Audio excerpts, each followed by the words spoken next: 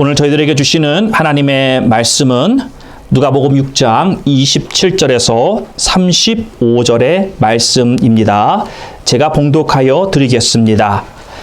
그러나 너희 듣는 자에게 내가 이르노니 너희 원수를 사랑하며 너희를 미워하는 자를 선대하며 너희를 저주하는 자를 위하여 축복하며 너희를 모욕하는 자를 위하여 기도하라. 내 이 뺨을 치는 자에게 저 뺨도 돌려대며 내 겉옷을 빼앗는 자에게 속옷도 금하지 말라. 무릇 내게 구하는 자에게 주며 내 것을 가져가는 자에게 다시 달라지 말며 남에게 대접을 받고자 하는 대로 너희도 남을 대접하라. 너희가 만일 너희를 사랑하는 자를 사랑하면 칭찬받을 것이 무엇이뇨? 죄인들도 사랑하는 자를 사랑하느니라. 너희가 만일 선대하는 자를 선대하면 칭찬받을 것이 무엇이뇨? 죄인들도 이렇게 하느니라.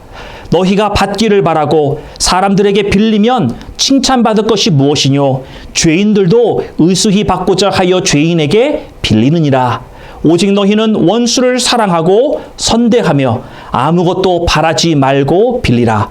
그리하면 너희 상이 클 것이요 또 지극히 높으신 이의 아들이 되리니 그는 은혜를 모르는 자와 악한 자에게도 인자로우시니라. 아멘. 아멘. 예. 복음의 본질은 사랑입니다. 성경 66권을 우리가 꽉 짜내서 엑기스 한 방울만 만들 수 있다면 그러면 사랑밖에 없을 것입니다. 사랑이 가장 중요한 것입니다. 자, 그런데 사랑 이야기를 하면 가슴에 와 닿는 것 같지만 실제로는 가슴에 와서 닿지 않는다라는 것이 우리의 문제입니다. 사랑의 이야기를 나누어도 이것이 추상적으로 우리에게 들려지고 그런 느낌으로 공허하게 끝날 때가 많이 있다라는 것입니다. God is love. 하나님은 사랑이시니라. 우리가 이렇게 말을 합니다. 사랑의 하나님이 내 안에 들어오시면 내가 사랑을 해야 되는데 이게 잘 안 된다라는 것입니다. 아내를 사랑하라 이 말씀도 성경에 있죠. 그런데 이 사랑도 실제로는 쉽지 않습니다. 그런데 더더욱더나 원수를 사랑해라. 그러면 우리는 불가능하다라고 하는 결론을 먼저 내려버리고 그 말씀대로 못 사는 내 자신에 대한 좌절감이 내 안에서 생기기 시작한다라는 것입니다.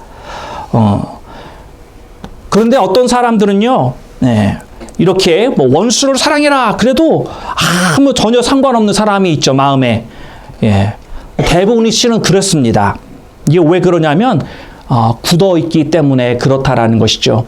우리가 하나님의 말씀을 들을 때요, 내가 그 말씀대로 못 살면 그 말씀으로 인한 내 삶에서 내 자신에 대한 절망감이 막 실은 일어나야 돼요.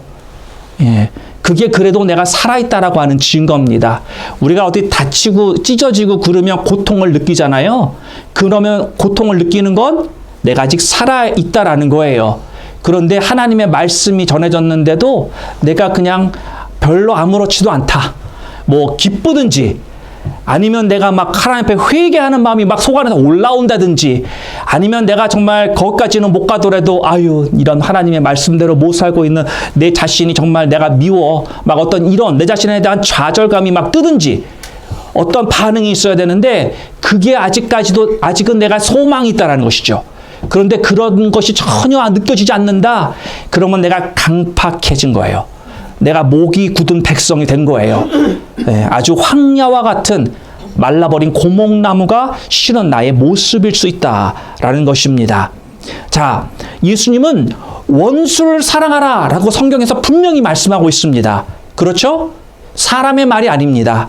우리 예수님께서 직접 하신 말씀입니다. 그런데 그러면서 우리 가운데 꼬리를 물고 일어나는 질문이 뭐냐? 그럼 그게 어떻게 가능합니까? 그쵸? 왜냐하면 나도 이 원수를 사랑하고 싶은 마음 있어요. 그쵸? 문제가 뭐냐? 안 돼서 문제인 거지.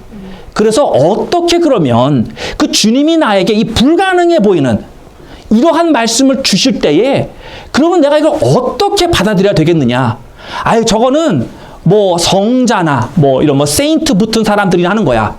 아니면 목사님들이나 하는 거야. 그냥 그렇게 치부해버리는 것이 아니라 그런 말씀이 분명히 하나님이 주셨다고 한다면 성경을 읽는 나에게 오늘도 주님 앞에 나와서 예배를 드리면서 주님의 말씀을 듣기를 소망하는 나의 마음 가운데도 이 말씀이 지금 주어지고 있는 것인데 이건 나한테 주는 게 아니야 라고 밀어놓는 것이 아니라 그러면 그 말씀을 내가 오늘 받아들이면서 이 말씀대로 그럼 나는 어떻게 살아갈 것인가 여기에 대해서 나의 신경이 나의 생각이 가야 한다는 것이죠. 아멘? 예. 자, 그러면 오늘 이 원수를 사랑할 수 있는 방법에 대해서 한번 살펴보도록 하겠습니다.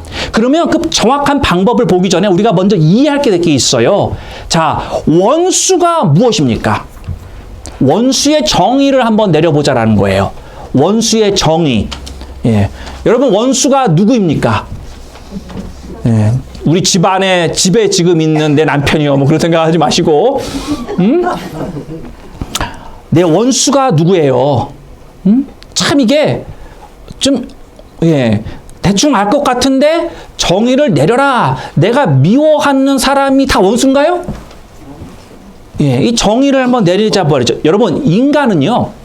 좋다 나쁘다를 판단할 수 없습니다. 이게 무슨 말이냐? 우리 인간들은 내가 가지고 있는 인간적인 한계가 있다는 것입니다. 무슨 말이냐면요. 우리는 부분적으로 봅니다. 그쵸? 우리가 보는 게 여러분 다 보신다고 생각하세요? 아니에요. 내가 볼 수 있는 것은 극히 제한된 부분적인 것만 보고요. 여러분 내가 다 안다고 생각하세요? 아닙니다. 천만의 논노입니다. 내가 아는 것 지극히 작은 것입니다. 우린 다 알지 못합니다. 무슨 상황이 벌어져도요. 우리는 그 상황을 100% 이해할 수 없습니다. 여러분 내 눈에 보이는 것도요. 여러분 그게 실질적으로 다가 아닌 거예요. 내가 보지 못하는 다른 속에 있는 것들도 더 크고 더 중요한 것들이 있을 수 있다라고 하는 것을 우리는 인정해야 한다라고 하는 것입니다. 자, 여러분 보통적으로 우리 사람들이 가지고 있는 이런 좋고 나쁨을 판단하는 기준이 있습니다. 그렇죠? 예. 우리들도 같이 그런 기준들을 가지고 있는데요. 어떤 사람이 나에게 잘해준다. 그러면 그 사람은 나에게 좋은 사람이에요. 그렇죠? 예. 그게 우리가 가지고 있는 기준이에요. 예. 반대로 나에게 못해준다. 그러면 그 사람은 나에게 나쁜 사람입니다. 이게 우리가 가지고 있는 기준이라니까요. 여러분 제가 이 스포ken에 와서도요. 어떤 분에 대해서 많은 사람들이 평가를 내릴 때 좀 부정적인 평가를 내리는 분이 있었어요. 그런데 어떠한 분을 제가 만났는데 그분은 이분에 대해서 아주 긍정적인 평가를 내리고 있었다라는 것이죠. 예, 제가 가만히 이야기를 들어보니까 이분이 이분한테 잘해주더라는 거예요. 그러니까 저분이 좋은 사람인 거예요. 왜? 나한테 잘해주니까. 예. 또 반대로 그러죠? 우리는 그럽니다. 다른 사람한테는 다 잘해주는데 나한테만 못해주는 것 같아. 그러면 그 사람이 의인이에요? 아니죠. 저건 나쁜 놈인 거예요. 그렇죠? 그게 우리가 가지고 있는 판단 기준이라니까요. 내 중심적인 기준, 나로부터 비롯되는 기준, 그것을 가지고 우리는 세상을 바라보고 판단하며 살고 있다는 것입니다. 여러분 제가 여러 말 하지 않아도 결국은 이런 기준들이 성경에서 말하고 있는 말씀의 기준으로 바뀌어야 되겠죠. 그렇죠? 자, 여러분 나에게 아무리 잘해줘도 악인일 수 있습니다. 왜 그래요? 나한테 선하지 않은 의도를 가지고 접근해 오는 사람일 수 있는 거예요. 그렇죠? 또 나에게 나쁘게 해줬어. 나는 내가 느끼기를 나에게 잘 못해줬어. 그렇게 여러분이 판단을 내릴 수 있지만 실은 그 사람이 의인일 수 있습니다. 예. 나에게 잘 못해줬다고 저 사람 꼭 나쁜 사람이 아닌 거예요. 저 사람 의인일 수 있는 것입니다. 우리의 한계적인 상황 속에서 원수가 누구냐? 내가 그걸 결정 지으면 안 된다라고 하는 것입니다. 세상의 법정에서도요, 재판이 끝나기 전까지는 그 사람이 감옥에 가 있어도 그 사람을 죄인이라고 말하지 않습니다. 뭐라고 불러요? 미결수라고 부릅니다. 왜? 아직 판결이 안 났기 때문에. 저지가 땅땅땅 두들기며 판결문을 읽지 않았기 때문에요. 지금 감옥에 갇혀 있어도 이 판결문이 끝나기 전까지는 죄인이 아니에요. 세상의 법정도 이렇게 한다라는 것이죠. 분명한 것은 우리 인간들은 누가 원수다 아니다라고 정의를 내릴 수 없는 존재다라고 하는 것입니다. 오직 그 정의를 내릴 수 있는 분은 하나님이시고 마지막 때에 하나님이 땅땅땅 때릴 때 그때 저게 원수였구나. 아니면 내가 잘못 알고 있었구나. 그때 우리가 확실히 깨달을 수 있다는 것입니다. 자, 그러면 누가 원수라고 정의를 내릴 수 없는 존재가 나라고 한다면 그러면 나에게 원수가 있을 수 있어요, 없어요? 없어요. 왜? 내가 그런 결론을 내릴 수가 없는데. 그렇잖아요. 나에게 잘 못해준다고 그놈이 원수예요? 아니라고 그랬잖아요. 모른다고 우리는. 모르는데 어떻게 저게 내 원수야. 그래서 너가 죽든 내가 죽든 둘 중 이런 원수는 뭐예요? 외나무 다리에서 만나는 게 원수예요. 그렇죠? 예. 더 재밌는 말 그런 얘기도 하잖아요. 예, 미국에 오니까 내가 교회에서 원수를 만나더라. 응? 자, 그래서 근데 원수는 만나면 멱살 잡고 너가 죽든지 내가 죽든지 둘 중에 하나 죽어야지 끝나는 게 원수란 말이에요. 응?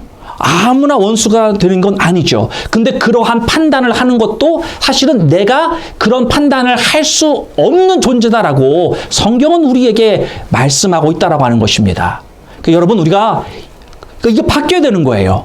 나한테 조금 잘못했어? 그러면 그게 원수냐? 아니에요. 예. 여러분 제가 여러분들에게 쓴소리 했다고 목사님이 나 듣기 싫은 말했어. 그러면 제가 여러분들에게 원수로 여러분들 여기실 거예요? 그러면 안 되죠? 예, 예, 예. 그러면 여러분 하나님도 원수로 여기는 거예요. 진짜로. 예. 여러분 제가 여러분들에게 말씀을 이렇게 전하고 나눌 때 여러분 제가 사람의 말을 얼마나 안 전하려고 제가 이빨을 꽉 깨물고 그 말을 주님의 말씀을 전하는지 여러분들 모르실 겁니다. 예. 자, 그래서 여러분들이 정말 그런 면들을 여러분들이 보실 수 있는 안목이 있으셔야 되고 하나님의 말씀에 대한 마음을 항상 열어놓으셔야 돼. 예, 그래야지 조금이라도 들어간다는 거죠. 그래야지. 자, 그래서 원수가 없기 때문에 우리는 사랑할 수 있는 거예요. 이걸 보셔야 돼. 내겐 원수가 있을 수 없는 거예요. 아멘? 예. 내겐 원수가 있을 수 없는 거예요. 왜? 내가 원수라고 규명할 수 있는 능력이 내게 없기 때문에. 그렇기 때문에 사랑할 수 있다는 것이죠. 자, 계속 보잔 말이에요. 우리는요, 분명히 인정해야 될 게 뭐냐면, 내 눈에 아무리 좋아 보이는 사람도요, 주님 앞에 서야지만 정확하게 드러난다. 예, 그 사람이 악인으로 결정될 수도 있는 것이고, 그 사람이 의인으로 결정될 수 있는 것은 주님 앞에 설 때뿐이다. 아멘. 자, 우리는 살아있으면 누구라도 변할 수 있습니다. 아멘. 이거 믿으셔야 돼요. 여러분, 우리 속담까지는 아니지만 뭐 머리 검은 짐승 거두지 말랬다 뭐 이런 말도 있고 뭐 사람들이 자꾸 뭐 마음 아프게 하고 뭐 등등등 이제 그렇게 하니까 그런 말들이 있는데 아닙니다. 여러분 우리가 분명히 복음 안에서의 소망이 여기에 있다라는 것이죠. 여러분 가롯 유다 같은 엄청난 사람도 시간이 지나면 예수님처럼 변할 수 있는 줄 믿으시기를 바랍니다. 믿으셔야 돼요. 변할 수 있습니다. 또 반대로요. 예수님과 같은 성자, 정말 이 사람은 진짜 세상에 의인이라면 이런 사람이다 라고 내가 생각이 들지만요. 시간이 지나면 그런 사람도 가롯 유다처럼 변할 수 있다라는 것입니다. 누구라도 변할 수 있습니다. 더 좋게 변할 수 있기도 하고요. 반대로 더 악화될 수 있는 변함을 겪는 사람도 있을 수 있다라는 것입니다. 그래 우리는 결코 내가 선줄로 여기면 안 됩니다. 사도 바울은 항상 자신이 출발점에 항상 매일같이 내가 쓴다. 그래서 내가 매일같이 내 자신에 죽어지려고 한다. 하나님의 새로운 영광을 바라보며 내가 오늘 하루도 경주를 달려간다라고 하는 그 사도 바울의 고백처럼요. 우리는 결코 내가 선줄로 여기고 만족하면서 이만하면 됐어라고 하는 거짓된 자만심에 빠지면 안 된다는 것입니다. 자, 그래서 우리는 변할 수 있다라는 것입니다. 여러분 소망이 있습니다. 아멘. 여러분 사람이 때로는 너무나도 안 바뀌는 것 같아요. 어렵던 분들 그런 말 하잖아요. 30년을 봐왔는데 안 바뀌었더라. 그 말이 맞을 수 있는데 그런데도 불구하고 그 말이 맞지만 그래도 우리는 소망이 있어요. 왜? 내 안에 예수가 있기 때문에. 나와 함께하고 계시는 살아계신 하나님이 분명히 있음에 그분이 소망이 있다라고 여기시면 소망이 있는 겁니다. 아멘. 내 눈에 보이는 건 변하지 않고 똑같이 부패하고 똑같이 죄짓고 똑같은 삶대로 넘어지고 죄짓고 있지만 그럼에도 불구하고 하나님의 영이 함께하고 있다고 한다면 나는 그 하나님으로 인한 소망을 붙드는 것이지 실패하고 넘어지고 죄짓고 쓰러진 그 영혼 그걸 보아서가 아니다라는 것입니다. 그러니까 누구를 보느냐가 중요한 거예요. 변한 건 하나도 없어요. 그럼에도 불구하고 우리는 소망을 붙드는 것은 하나님이 죽지 않았기 때문에. 그렇죠? 여러분 예수님이 하나님이 죽었다. 그러면 절망하세요. 하시라고요. 할 만해요. 그런데 하나님이 살아계시다. 모든 것을 가능케 하시고 엄청난 사랑으로 오늘도 우리에게 부어주시는 그 하나님이 나와 함께 하시다고 한다면 소망이 있다. 소망이 있는 거예요. 우리가 원수를 사랑하기가 힘이 들죠? 그쵸? 저 딱 보고 그 말 딱 들으니까 갑자기 경직돼. 목사님, 뭐 그거 굳이 말을 하셔야 됩니까? 그런 표정인데요. 원수를 사랑하기가 어려운 이유가 있습니다. 왜 어렵냐? 두 가지가 있는데요. 첫 번째는 복음에 대한 정확한 깨달음이 아직까지 없기 때문에 정확한 복음을 아직 깨닫지 못했어요. 그래서 원수를 사랑하지 못합니다. 다른 말로 제가 추적으로 얘기를 하면 구원의 확증을 아직까지도 받지 못했어요. 구원을 받지 않았다는 말은 아닙니다. 그런데 구원의 확증을 가지고 살지 않고 있어요. 그래서 원수를 사랑하지 못하는 겁니다. 자, 여러분 성경에 보면 예수님이 이런 비유를 들어요. 1만 달란트를 탕감받은 죄인의 이야기를 하시죠. 내가 1만 달란트를 탕감을 받았다면 300데나리온 빚진 자에게 미움하는 마음을 품을 수 있어요, 없어요? 없는 거예요, 없는 거예요. 여러분 제가 아주 현실적인 예를 들면 이런 거예요. 우리가 코로나 때문에 지금 뭐 정부 어시스턴트 뭐 그런 프로그램이 많이 있었어요. 그렇죠? 예를 들자면 이런 거예요. 내가 그런 어떤 정부 프로그램을 통해 가지고 내가 $1 밀리언 그냥 도네이션 받았어. 그랜트로. 그런데 어떤 다른 사람이 코로나 때문에 자기가 10불 받았대. 그러면 $1 밀리언 받은 내가 10불 받았다고 자랑하는 저 사람을 미워할 수 있어요, 없어요? 안 미워요. 왜? 겨우 10불 받았어. 나는 지금 $1 밀리언 받았단 말이에요. 여러분, 이 1만 달란트라고 하는 어마어마한 돈은요, 사람이 일평생 벌 수 없는 어마어마한 돈이란 말이죠. 300데나리 비교할 수 없는 거예요. 이 하나님이 나의 어마어마한 모든 죄를 다 탕감해 주셨는데 나에게 하나 뭐 잘못했다라고, 내가 저 사람을 원수라고 그리고 미워하고 저 사람한테 손가락질하고, 복음에 대한 개념이 아직까지도 안 들어왔기 때문에 그러는 거예요. 오늘도 내가 하나님의 그 사랑의 확증, 내 구원의 확증이 없기 때문에, 야, 하나님 그럴 거예요. 야, 내가 뭐 1만 달란트를 탕감해 줬는데 다른 사람이 하나 너한테 그랬다고 너가 그렇게 가슴 아파하고 땅을 치며 통곡할 일이냐? 그런 말씀하시는가? 우리는 귀를 기울여 봐야 한다는 것이죠. 이게 복음, 정확한 복음입니다. 주님께서 나를 사랑하셨고 나를 용서해 주셨고 지금도 나를 그 사랑 가운데 인도하고 계신다고, 그게 믿어지면요, 다른 사람이 나한테 뭐 쓴소리 하는 거란 거, 그것 때문에 세상이 망하는 것 같아요? 지옥 같은 데서 사는 것 같아요? 잘 생각해 보셔야 됩니다. 두 번째, 원수를 사랑하기 힘든 이유. 잘못된 생각 때문에 그래요. 여러분, 우리가 예배를 드리면서 내가 은혜 한번 받았다고 원수를 사랑하는 사람이 되는 게 아니다라는 것입니다. 정말 이게 한 번 내가 받은 은혜가 나를 완전히 바꿔서 원수까지 팍 다 용서하게끔 하는 것이 아니다라는 것입니다.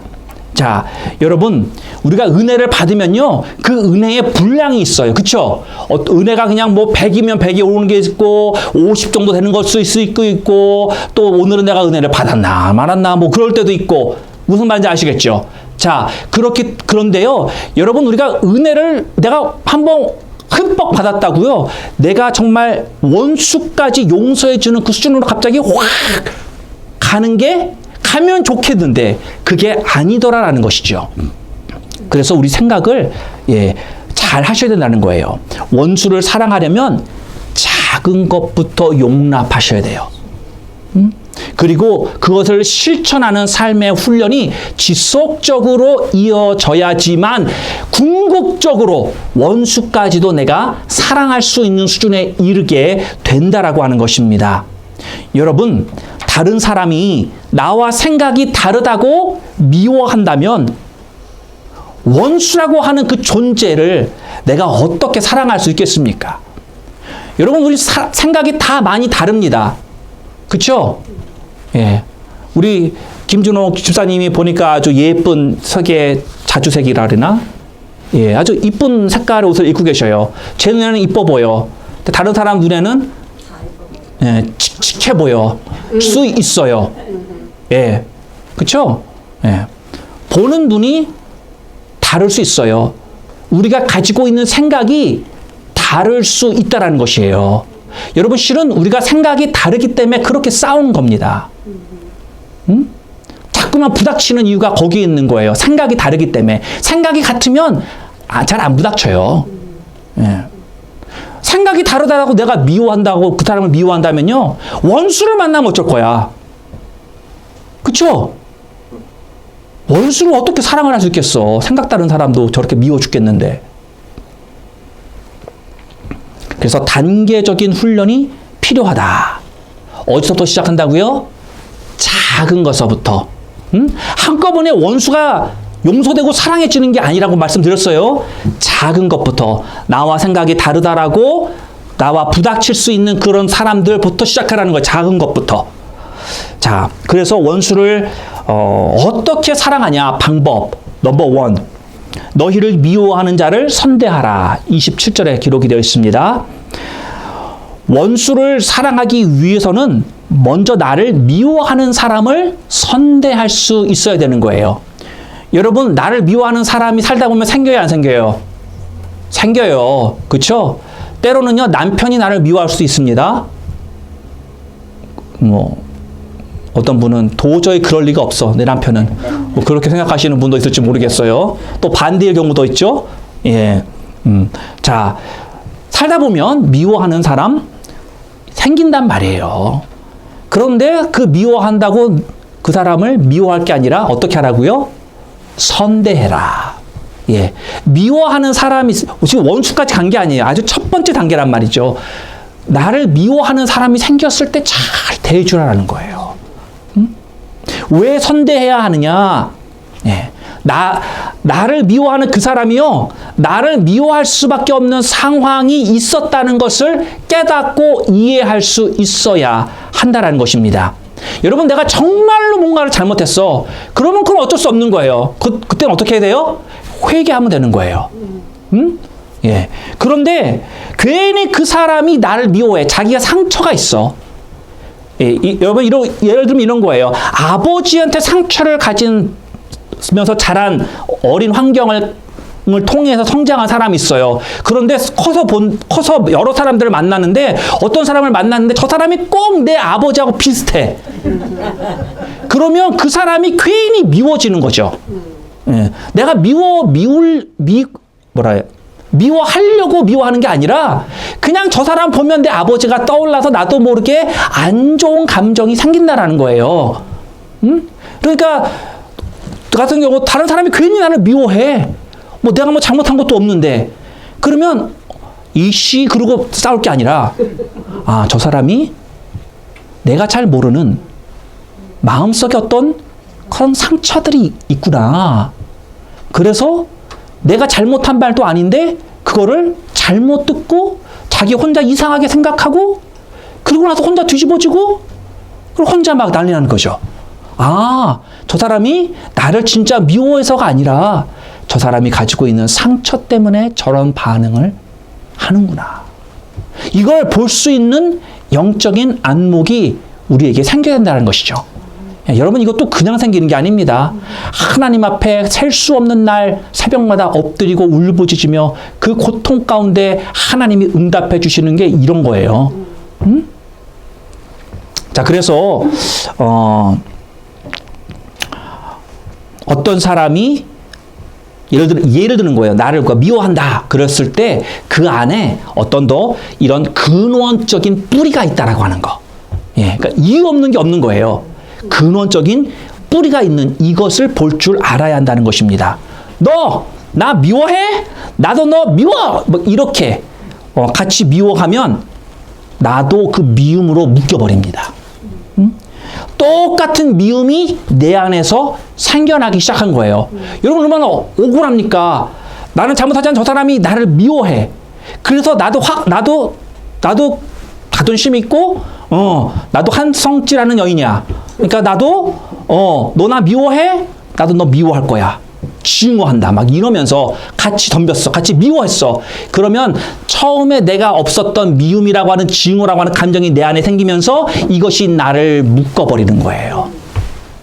예수 안에서 자유롭게 살아야 되는데 이 감정이 나를 묶어버림으로 인해서, 그렇기 때문에 예수님께서 너희를 미워하는 자를 같이 미워하지 말고 선대해라. 예. 자, 두 번째, 저주하는 자를 축복하라. 저주하는 자를 축복하라. 어떤 사람이 나를 저주할 때 나도 같이 저주하면 같은 맥락입니다. 나도 같이 더러워집니다. 여러분, 욕하고 나서 기분 좋은 사람 있습니까? 있나? 나는 욕하면 후회가 돼요. 혼자서 나도 한마디가 나가도, 예. 나 저번에, 우리 누군가가 왔는데, 내 앞에서 욕을 하더라고. 근데 실수를 했는지 입을 가렸어. 예. 내 욕을 했는데. 그래서 제가 깜짝 놀란 적이 있어요. 예. 자, 그런데, 우리가 욕을 하면요, 시원할 것 같죠? 예. 뭐 어떤 사람은 시원할 수 있겠어요. 그런데 욕이라고 하는 게 저주 아니에요. 다른 말로 표현하면. 저주하면 속이 불편할 수밖에 없어. 예. 특별히 하나님의 사람이라고, 그러니까 하나님으로 사는 크리스천인다고 한다면, 하나님과 가까우면 가까울수록 더 불편한 거예요. 여러분, 저주를 받으면 그 저주 가운데 내가 더러워지지 않는 비결은요, 그들을 축복하는 겁니다. 더러운 것을 내가 받았어요. 저주를. 그러면 누가 나를 욕을 했어. 예를 들면 욕과 저주를 했어요. 그런데 그것을 내가 너가 나를 더러운 걸 줬어? 나에게 똥을 묻혔어? 나도 너에게 똥을 다 묻힐 거야. 그리고 다 같이 내 손에 다 했어. 나는 깨끗해요? 나도 더러워지는 것입니다. 크리스천은 축복의 통로입니다. 예, 다른 사람이 더러운 것으로 나한테 달려들어도요, 나는 그것을 필터 아웃해서 나는 그것을 깨끗한 것으로 바꾸어서 돌려주는 게 축복의 통로라는 거죠. 인생이 더러워지는 것은요, 더러운 것을 누군가와 계속해서 주고받기 때문입니다. 예, 진리예요. 예. 더러운 것을 다른 사람이 나에게도 주고요, 나도 더러운 걸 다른 사람에게 줬어요. 그러니까 그 프로세스 가운데 여러분 연탄 계속 만지면 어떻게 돼요? 연탄 시꺼먼 게 손에 묻을 수밖에 없는 거예요. 어디에도 묻고. 응? 예.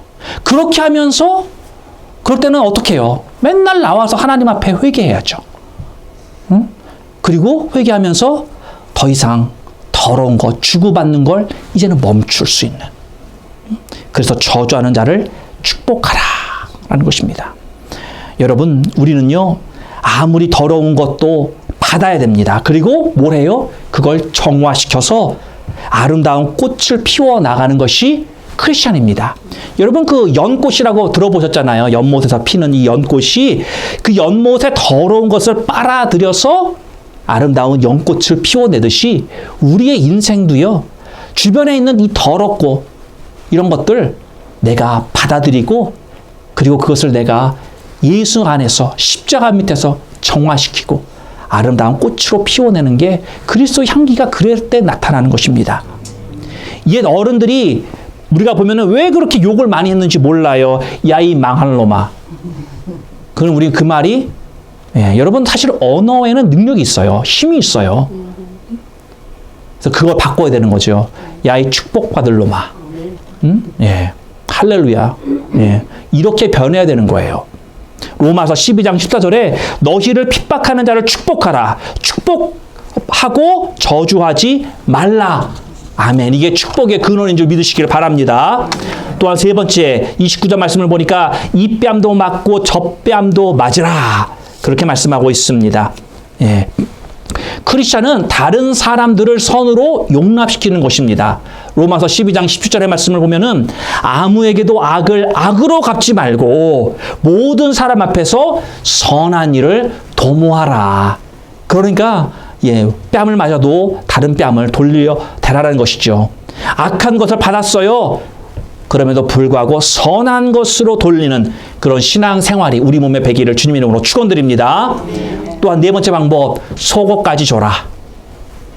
속옷까지 주어라. 우리는 자꾸만 포기하는 삶을 살아야 합니다. 예. 누군가가 내게 겉옷을 달라고 그러면 겉옷만 주는 정도가 아니라 속옷까지도 내어주는 사랑을 하라는 것이죠. 여러분, 내 것만 맨날 그냥 빠리빠리 싸들고 사는 게 아니라 내 것을 나누어 줄 때 세상에 악한 자들이 줄어들게 됩니다. 세상이 왜 이렇게 악해? 말세야 말세. 이런 말만 할 게 아니라요, 그러한 악한 자들을 줄일 수 있는 방법을 성경에서 제시하고 있습니다. 누군가가 나에게 해코지했다, 나에게 악하게 했다. 그걸 선으로 돌려주라는 거예요. 그럴 때 악인들이 줄어든다는 것이죠. 사랑의 표현의 방법이 있습니다. 이 두 가지가 있는데요. 나에게 악한 짓을 해도 용서할 줄 아는 사랑. 이게 사랑이라는 것입니다. 악을 악으로 갚는 것이 아니라 그들을 용서할 때 우리는 그것을 사랑이라고 말하는 것입니다. 또한 어떤 사랑의 방법이 있냐면 필요한 것을 주는 것이 사랑입니다.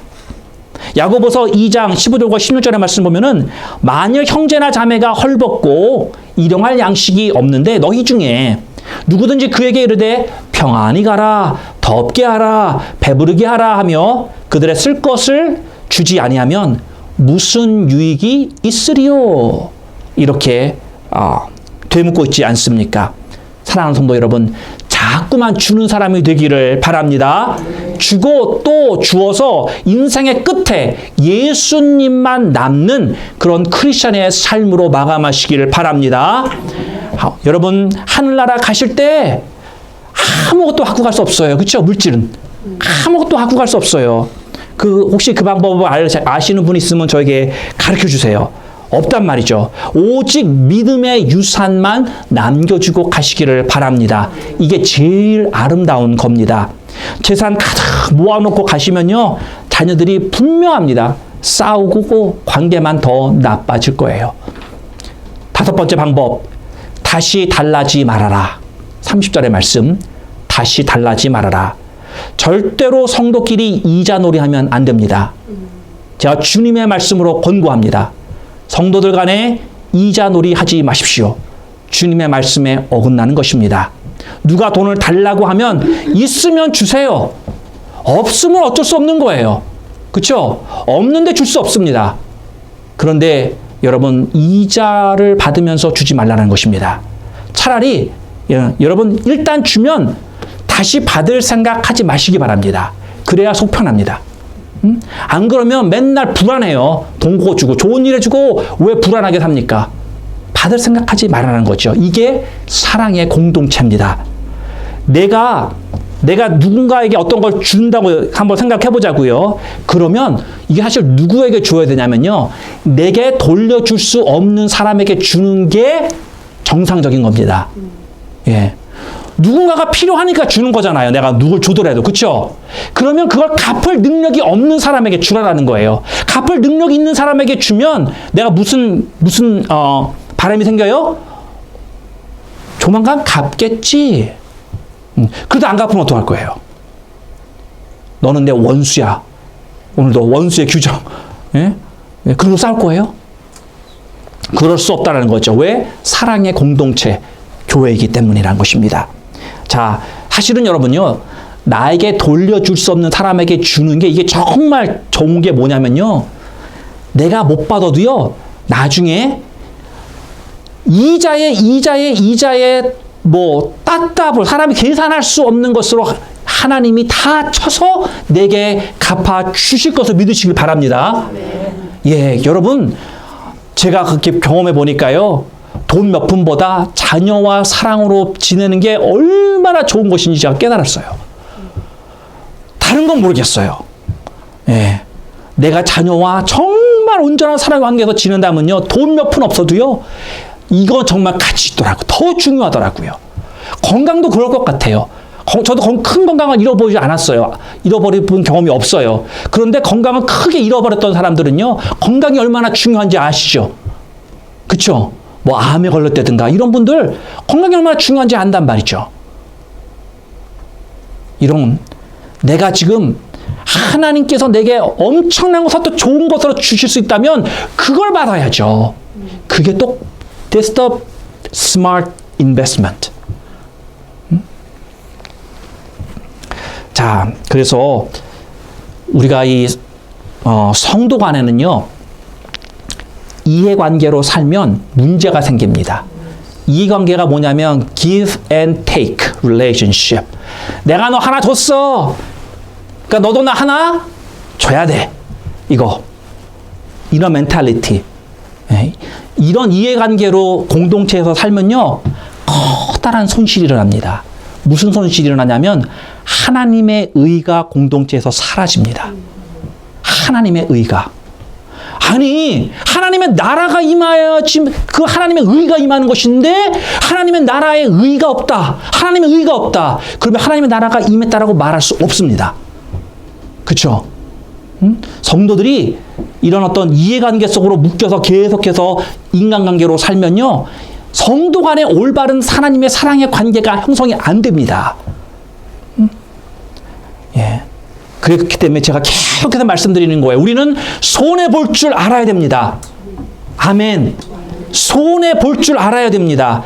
여러분, 내가 지금 손해볼 줄 몰라, 내 삶이. 그런데 원수를 사랑한다?